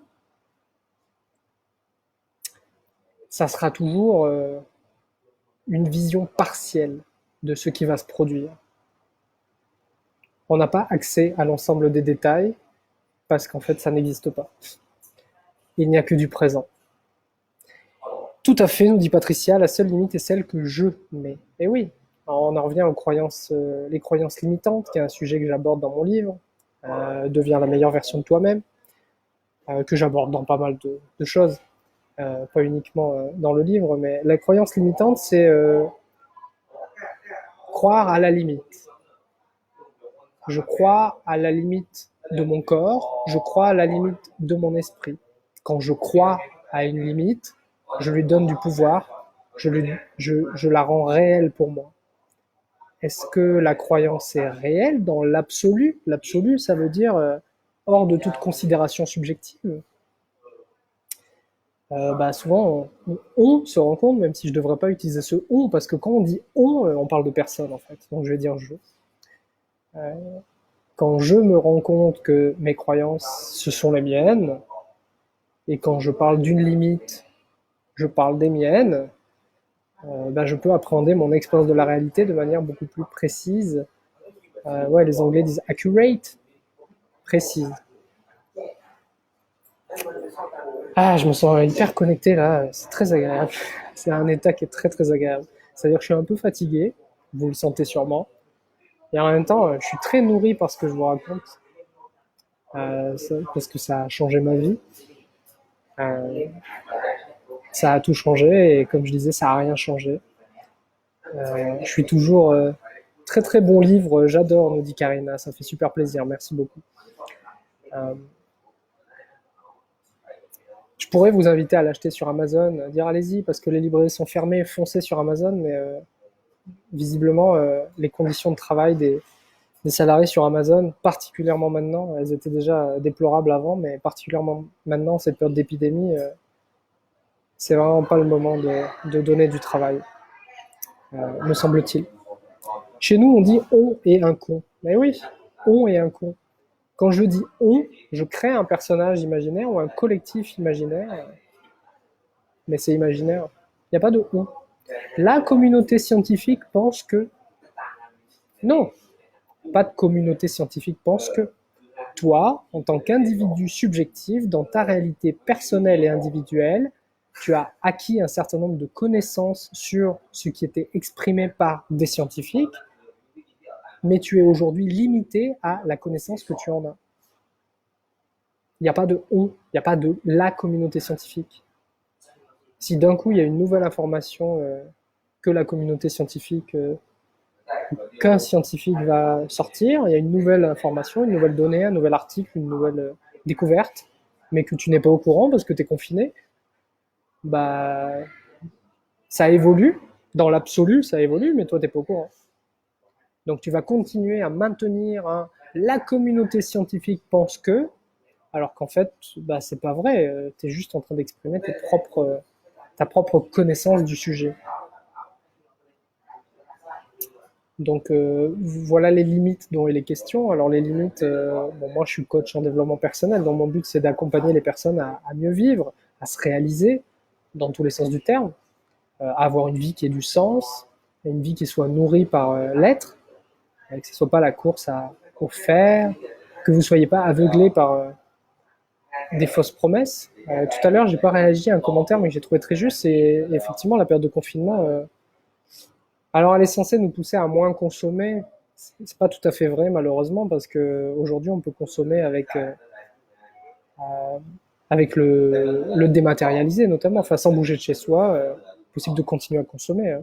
Et d'ailleurs, il y a eu un grand boom. C'est d'ailleurs pour ça que Amazon a pris des mesures. Il y a eu un grand boom des commandes en ligne. Donc, je suis pas convaincu que l'habitude que l'être humain aujourd'hui puisse avoir, en tout cas de la majorité, sans vouloir généraliser, mais que la tendance à la consommation ou au consumérisme se supprime parce qu'on va enfermer les gens chez eux ou les pousser à rester chez eux. C'est quelque chose qui est c'est quelque chose qui est proposé par la société comme la réponse euh, pour devenir heureux ou heureuse. Encore une fois, sans vouloir faire le grand sage, avec ma casquette des Yankees, bah, c'est une erreur. C'est pas la consommation qui va vous rendre heureux ou heureuse. C'est, selon moi, selon ma définition personnelle, le fait d'avoir une vie qui soit alignée avec vos aspirations les plus hautes, une vie qui soit une vie de dépassement de soi, une vie d'apprentissage, une vie avec des expériences et des expériences qui vous transforment. Si on change de perspective, personne n'est transformé, personne ne change. Quand vous, imaginons, vous mettez au piano, jour 1, vous savez pas jouer du piano, jour 817, vous savez jouer du piano très correctement. Un morceau. Bah, si on regarde, oui, il y a une transformation. Vous avez appris, je a appris à faire du piano. Je sais faire un morceau de piano. Mais en réalité, il n'y a personne qui a appris à faire du piano, ça a lieu dans le même espace que vous êtes. La conscience que vous êtes se fait croire qu'elle est quelqu'un. Là, je complique un peu, peut-être. Vous vous faites croire que vous êtes quelqu'un et que ce quelqu'un est en train de progresser, d'apprendre quelque chose, de changer et d'évoluer. Mais du point de vue de l'observateur, personne qui a appris à jouer du piano, il y a juste ça joue du piano. Vous voyez un corps qui s'agite sur les touches, blanches, noires, de la musique qui sort du piano, mais en réalité, personne qui joue du piano. Hein. Il y a en vous une conscience qui perçoit, et on se prend pour ce quelqu'un qui aurait appris à jouer du piano. Et maintenant, je sais jouer ce morceau, tu veux l'entendre, tu veux l'écouter. Vaste sujet, hein. Vaste sujet. Bah, ça a tout changé parce que quand on réalise cela, la paix s'installe. Enfin voilà, les bénéfices, on va dire, la paix s'installe. On est un peu moins attiré, aspiré par l'imagination de ce qui va être. On est ramené à l'instant présent parce que c'est là. Et quand on est ramené à l'instant présent, les autres bénéfices, c'est on goûte à des joies et à des bonheurs auxquels on ne goûtait pas avant, parce qu'on était convaincu que pour goûter au bonheur, il fallait faire ou accomplir quelque chose de grand, d'important. Je goûte au bonheur parce que je suis en voyage et je suis face à un coucher de soleil magnifique. C'est grand, mais c'est extraordinaire dans la mesure où ça sort de l'ordinaire. C'est pas quelque chose que vous faites au quotidien. Aller boire un verre d'eau, c'est ordinaire. Il n'y a aucune raison d'être heureux en buvant un verre d'eau. Et pourtant, l'éveil ramène à ce qui est, ramène au présent, ramène à l'ordinaire. Et je dirais que c'est trouver dans l'ordinaire, en fait, un phénomène extraordinaire, parce que on est en train de percevoir en cet instant En cet instant, on existe. Enfin, en tout cas, j'existe.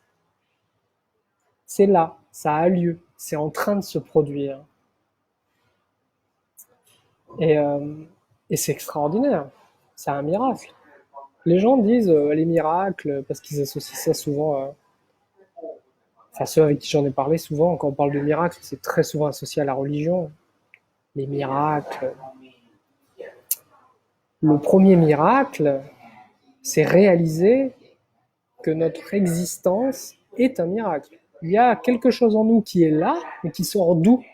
D'où ça sort, cette conscience qui perçoit? Les matérialistes répondent direct, c'est le cerveau. C'est le cerveau. Donc quand le cerveau il meurt, ça arrête de percevoir. Donc il n'y a rien après la mort.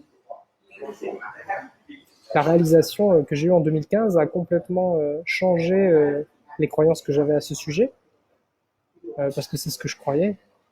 J'étais très convaincu que c'était mon cerveau qui était à l'œuvre là pour produire de la conscience, jusqu'à ce que je réalise que la conscience était antérieure au corps, que le corps était contenu dans la conscience et non pas l'inverse. Je répète, ce n'est pas le corps qui produit de la conscience, c'est le corps qui se trouve dans la conscience, puisque le corps est observable depuis la conscience, depuis l'espace de la conscience. Et cette conscience, puisque c'est mon expérience, n'est pas séparée de qui je suis, n'est pas séparée de moi. Karim m'a dit merci Eckhart Tolle, évidemment, je dois beaucoup au livre Le pouvoir du moment présent, que je ne saurais encore une fois que vous recommander. Très bon livre, technique, relativement technique, mais c'est celui qui m'a déclenché, c'est celui qui m'a fait réaliser, c'est celui qui m'a éveillé, celui qui a fait hey, regarde, t'es pas la pensée. Elle change constamment ta pensée, donc quelle pensée es-tu si tu es ta pensée? Laquelle es-tu? Laquelle es-tu? Et oui, c'est vrai, il y a tellement de pensées qui changent. Si je décide d'être une pensée, il va falloir que je la choisisse bien. Hein. Entre le matin, quand je me lève, et il y a une pensée qui dit j'ai envie de pisser, et le soir, j'ai faim et j'ai envie de frites. Est-ce que je suis la pensée du matin, la pensée du soir, ou est-ce que je suis l'espace dans lequel les pensées, ces deux pensées sont apparues? Est-ce que ça vous parle, tout ça? Cool, dit Patricia. Merci. Ouais, j'ai beaucoup de joie à vous faire ce live, qui est plus long que ce que je pensais. 1h17, à peu près. Alors, vous n'êtes pas confiné et en même temps, c'est le paradoxe, vous êtes confiné.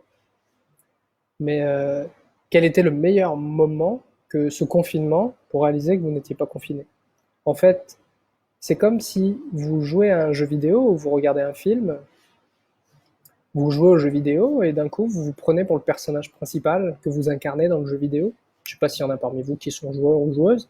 Vous vous prenez pour le personnage le temps de l'aventure. Le personnage il prend des coups, il a sa barre de vie qui diminue, il peut développer des compétences, il y a de l'argent dans le jeu éventuellement, des ressources, il peut les collecter.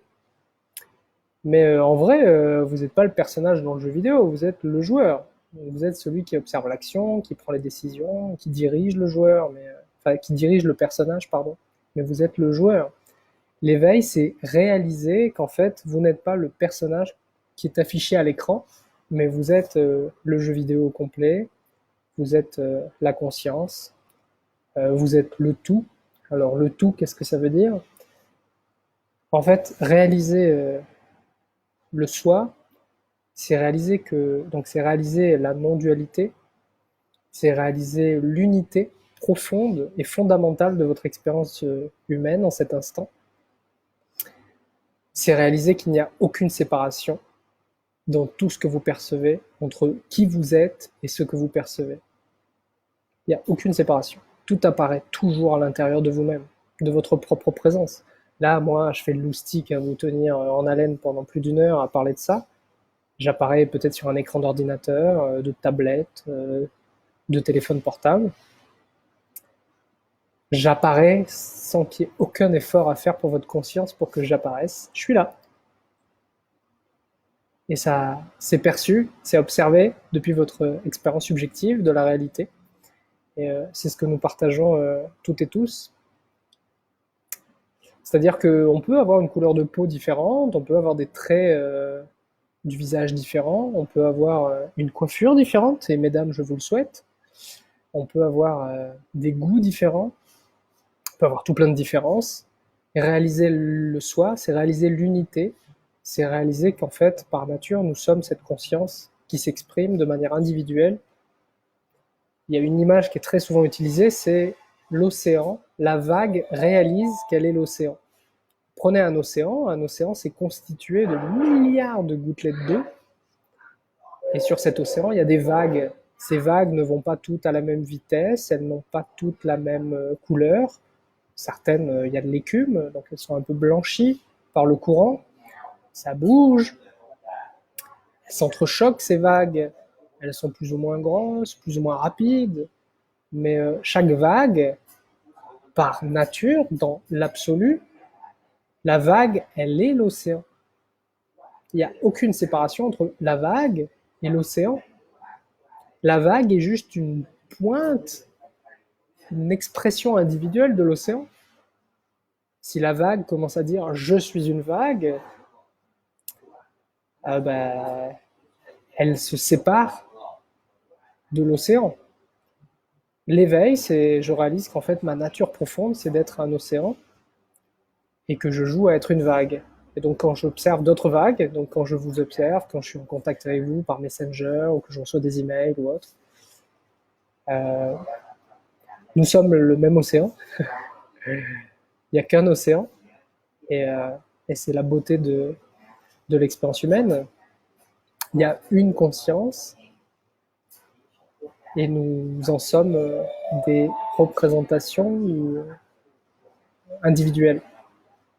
C'est ce qui fait que quand je regarde un film ou un tableau, ou quand je lis un de vos textes, ou quand j'échange avec vous, je suis en contact avec votre individualité, avec votre subjectivité. En tant que vague, en tant que Tony, je suis en contact avec votre vague, votre expression individuelle.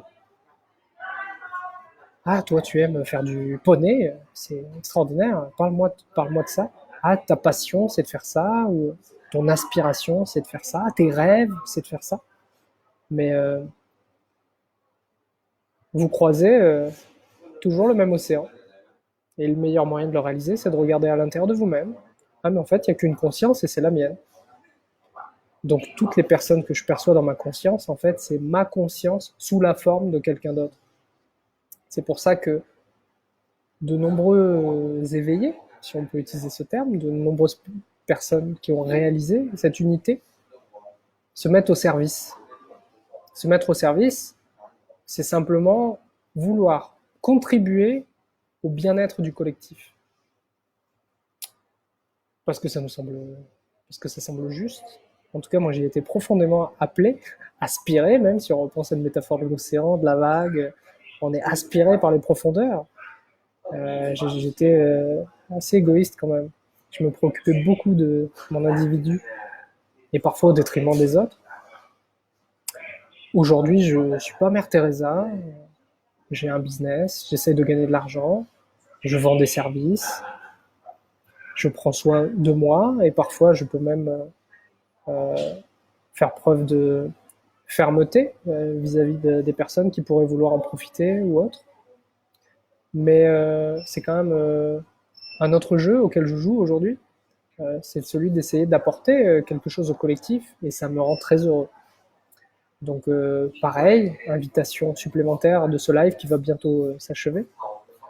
Euh, si toutes ces choses que j'ai pu partager ne vous parlent pas forcément,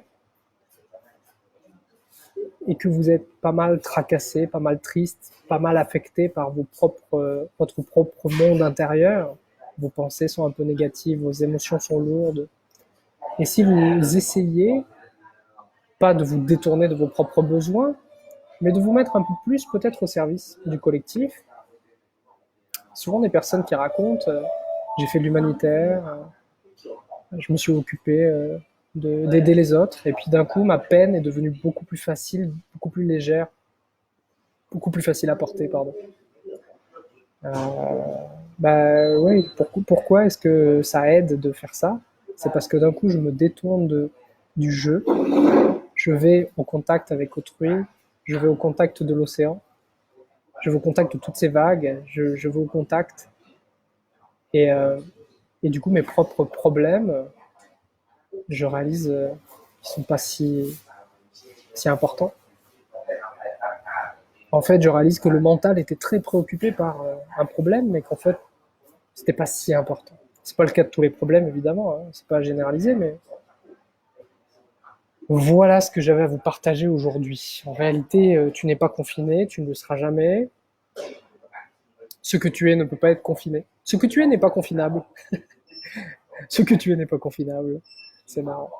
Je vous ai mis en lien dans la description. Je vous ai mis un lien vers la formation que j'offre actuellement. Il vous suffit de rentrer le code promo confinement pour rester dans le thème. C'est une formation sur 21 jours dont je suis très fier et ça a amené une réflexion très sérieuse de est-ce que je l'offre, est-ce que je l'offre, si je fais ça, c'est quand même voilà, c'est une source de revenus pour moi, j'en ai besoin dans mon activité. Et puis je me suis dit que le plus juste à ce moment-là, c'était de vous l'offrir gratuitement pendant une période donnée. J'ai donné à la fin de la formation un lien PayPal pour me faire un don éventuellement si ça résonnait pour vous. Mais elle est entièrement gratuite parce que bah, justement, j'aimerais bien que ça puisse vous aider, que ça puisse contribuer. Parce que si je dis ça vous aide, c'est comme si vous aviez besoin d'aide, mais que ça puisse vous apporter quelque chose de positif, de bienveillant, et puis que vous puissiez comme ça avoir accès à ma propre vague, à ma manière de parler de tous ces sujets, parce que je suis pas le seul à en parler. Certains en parlent mieux que moi, certains en parlent avec profondeur peut-être. Enfin, tout le monde en parle à sa manière. En fait, tout le monde relate son expérience, tout le monde partage à partir de son expérience.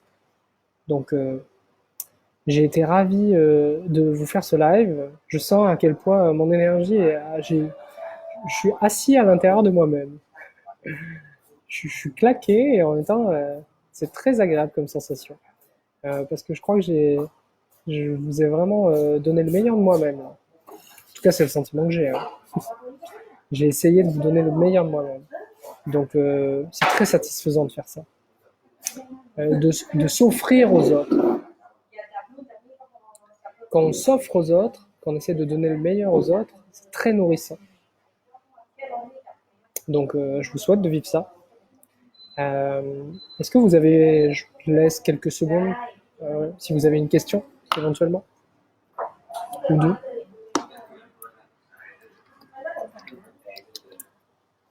Et après, je vous laisserai vivre votre non-confinement. Beaucoup de réactions, beaucoup de commentaires. Merci à vous d'ailleurs. Merci, c'est hyper agréable. Pareil, les partages ces derniers jours sur les messages que je peux faire ça me touche beaucoup. J'ai pas l'impression de parler dans le vide. J'ai l'impression qu'il y a un écho, que ça résonne pour vous et ça me touche et ça me motive, ça m'encourage. Merci Alexis, à très bientôt. Pas de questions pour Alexis. Est-ce que vous avez une question? Merci, me dit Isabelle, avec grand plaisir. C'est toujours, j'ai envie de dire, c'est presque un acte égoïste que de partager là-dessus parce que ça me procure une joie que vous ne pouvez pas imaginer. Donc, et c'est pareil, une invitation de plus pour finir. Suivez votre joie, suivez votre cœur. Ça paraît gnangnan de dire ça, mais suivez la joie quand vous faites quelque chose et ça vous met en joie. Quand vous faites quelque chose et que ça vous met en joie, généralement, la notion de temps disparaît. Bah oui, il n'y a que de l'instant présent. Alors d'un coup, boum, l'illusion, elle s'arrête. Plus de temps. Vous êtes... On dit souvent, c'est une très belle expression en français, j'étais absorbé par ce que je faisais. C'est magnifique. J'étais absorbé par ce que je faisais. C'est quelque chose que je connais par l'écriture, à titre personnel. Quand j'écris et que je suis très inspiré, je disparais. Je suis absorbé. Il n'y a plus de Tony. Les problèmes de Tony, on s'en fout. Il n'y a plus personne. Si cela résonne en toi,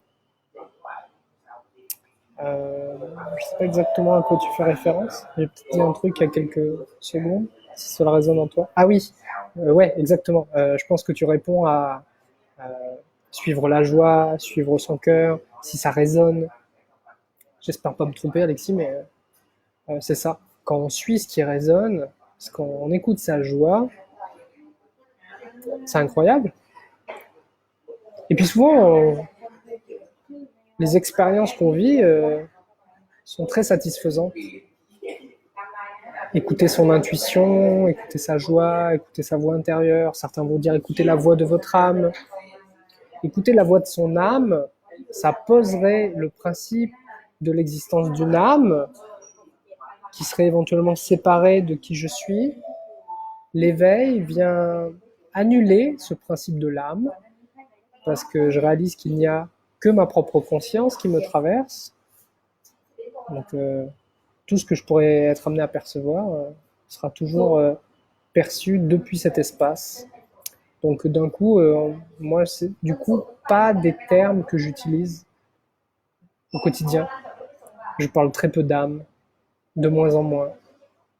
J'entends ce que c'est pour certains, mais c'est des termes que j'utilise moins, voilà.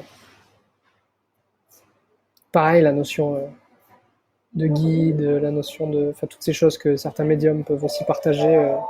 C'est pas que je m'en éloigne, mais c'est comme si ça faisait de moins en moins de sens. Alexis, je recherche encore la mienne. Bah écoute, faut savoir que dans mon travail, j'accompagne aussi des personnes en individuel. Donc, si jamais ça résonne pour toi, justement, d'aller regarder sur mon site internet, il y a une partie qui s'appelle coaching, où j'accompagne justement individuellement, en face à face, comme ça, en individuel, pendant 1 heure ou pendant plusieurs mois, avec des exercices, avec du travail. On va chercher justement à l'intérieur. Parce qu'il y a parfois des blocages, des limites, des croyances, des couches de protection. Et ça m'intéresse énormément d'aller jouer là-dedans, chez vous, d'aller bidouiller, d'aller éclairer, d'aller mettre de la lumière pour, ouais, pour que vous ayez plus de visibilité sur vous-même, de là où vous voulez aller, de ce qui vous attire, l'aspiration qui est la vôtre. Pas vous tromper, pas courir après quelque chose qui, finalement, résonnait pas tant que ça. Souvent, les parents nous disent, bah voilà, tu vas être avocat, tu vas être médecin, j'aimerais que tu sois ceci, cela. Et puis si on écoute, on peut passer nos carrières professionnelles à suivre une voie qui n'est pas vraiment la nôtre, parce que bah, ça ne résonne pas avec nos aspirations et nos envies. On peut se mentir pendant longtemps pour plein de raisons diverses et variées. Bon, merci Claudia pour ce bombardement de cœurs et de likes, ça fait très plaisir. J'imagine que ce que je dis résonne pour toi, ça me fait plaisir. J'espère que ça a résonné pour vous. Je vais mettre fin à ce live, je vais le laisser en replay sur ma page. Je l'hébergerai également sur YouTube. Donc, ami de YouTube, si tu as eu le courage de regarder cette vidéo jusqu'ici, bah, bravo à toi. Je t'en félicite. N'hésite pas à liker la vidéo, à t'abonner. Je sors un live chaque semaine, tous les lundis en ce moment. Et il y a de nombreuses vidéos également sur la chaîne YouTube dans lesquelles je donne des conseils pratiques de développement personnel pour t'aider à devenir la meilleure version de toi-même. Deviens la meilleure version de toi-même, c'est le livre que j'ai sorti en collaboration évidemment avec la maison d'édition Guy Trédaniel. Donc le livre est sorti aux éditions Courrier du Livre. C'est aujourd'hui un peu compliqué de se le procurer, en tout cas au moment où j'enregistre la vidéo, puisque les librairies sont fermées. Mais c'est un livre dans lequel j'ai mis beaucoup de moi-même en matière de connaissances, d'expérience, pour vous aider justement à avancer sereinement et de manière efficace quand même sur votre chemin, avec des bons outils. Donc voilà, et puis pour ceux et celles qui seraient intéressés, vous pouvez toujours m'envoyer un message pour que j'étudie votre candidature pour du coaching, de l'accompagnement individuel. Comme je disais, c'est quelque chose que je fais, alors j'ai envie de dire régulièrement, mais je choisis, je sélectionne les personnes avec qui je veux collaborer. Encore une fois, ça peut paraître très prétentieux, mais je ne peux pas traiter toutes les problématiques. Il y a des choses sur lesquelles ça ne me parle pas forcément, sur lesquelles je sens que je ne vais pas vous aider autant qu'un autre coach, thérapeute ou accompagnant. Donc j'étudie, mais vous pouvez m'exposer tout ça. Donc tonyservera.fr/coaching, vous avez accès à l'ensemble des services que je propose. Voilà, et donc je le redis, la formation en ligne est accessible actuellement, là au moment où j'enregistre la vidéo, elle est gratuite avec le code promo, confinement. Voilà. Au lieu de 67 €, vous avez 21 jours de programme et j'espère qu'elle va vous plaire. Je reçois beaucoup de messages hyper positifs de personnes qui sont en train de la suivre et qui me disent tous les jours j'en fais un peu, parce que c'est comme ça qu'elle a été pensée, pour pas que ça soit trop lourd. Donc premier live, super, confinement oblige, d'habitude je travaille à cette heure-là. C'est génial Isabelle, merci d'avoir suivi le live. Moi j'ai été ravi de le partager avec vous ce moment. Je vais tranquillement me rentrer chez moi. Voilà, hein, parce que bon, actuellement, moi, je ne suis pas confiné. Tony n'est pas confiné. Mais comme je le disais en début de live, la situation en Thaïlande risque d'évoluer dans les prochains jours, prochaines semaines. Donc peut-être que je vais être amené à le vivre aussi. Et c'est bizarre, mais je chantais un truc de... J'ai l'impression d'être privilégié de pas le vivre et ça me mettait un peu mal à l'aise de toi t'as de la chance, tu peux. Alors j'évite enfin je cours pas partout à faire des bains de foule, hein, vous vous doutez. Mais il y a quand même un nombre de cas qui est faible encore aujourd'hui en Thaïlande et bon le but ça serait de limiter au maximum, donc je me balade avec mon masque, je me lave les mains comme un forcené et puis j'évite les lieux publics. Là, il y a très peu de monde autour de moi. C'est un endroit où il y a quasiment jamais personne, donc qui est très propre. Donc c'est vachement important de faire attention. Donc restez chez vous le temps que ce confinement dure. Bon courage à vous. Pensez à vous changer les idées. C'est à la fois vrai et faux ce que je viens de dire, je m'en rends compte. Pensez à être. Il n'y a pas grand-chose à faire. Il y a juste être. Donc connectez-vous à ça. Vous allez voir, c'est chouette. Mais après, si vous ressentez... c'est l'occasion, ce confinement, d'avancer quand même sur des projets, de faire des choses, de vous réaliser par l'écriture, la lecture, suivre une formation, regarder des vidéos, essayer de travailler sur vous-même, essayer de faire en sorte que quand vous sortirez du confinement, faire un peu de sport aussi, vous ayez l'impression de ne pas avoir perdu justement cette occasion, cette opportunité qui vous était donnée. Voilà. Je vais finir là-dessus. Merci à toutes et à tous pour votre présence ça m'a fait très plaisir. J'ai ravi de partager ce moment avec vous. Je vous embrasse très fort et je vous dis à très bientôt, j'espère. Portez-vous bien, prenez bien soin de vous et de vos proches et à bientôt.